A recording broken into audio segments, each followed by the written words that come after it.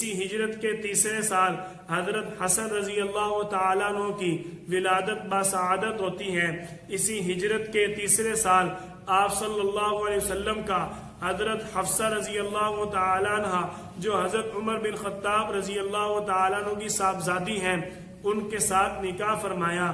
اسی ہجرت کے تیسرے سال حضرت عثمان رضی اللہ تعالیٰ عنہ نے آپ صلی اللہ علیہ وسلم کی صاحبزادی ام کلثوم رضی اللہ تعالیٰ عنہ سے نکاح کیا۔ اسی ہجرت کے تیسرے سال آپ صلی اللہ علیہ وسلم پر اللہ تعالیٰ نے یوصیکم اللہ فی اولادکم کی وحی کے ساتھ میراث کے احکامات نازل فرمائے۔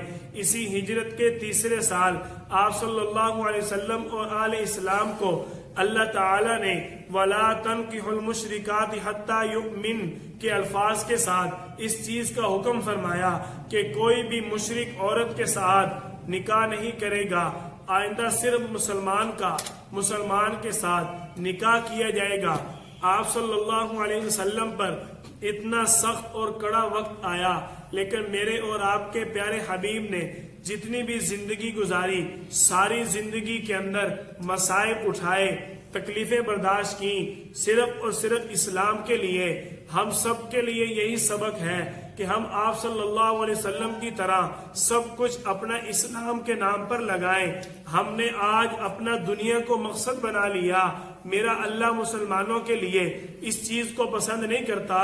میرے اللہ نے کیا فرمایا؟ غزوہ بدر میں آنے والے قیدیوں کو جب مال لے کر آپ صلی اللہ علیہ وسلم رہا کرنے لگے، اللہ تعالی نے کیا فرمایا؟ تریدون عرض الدنیا، آپ دنیا کے مال کا ارادہ کرتے ہو، واللہ یرید الآخرہ، اللہ تعالیٰ تو آخرت میں تمہارے لیے مال کا ارادہ کرتا ہے، آخرت میں تمہارے لیے اجر رکھتا ہے۔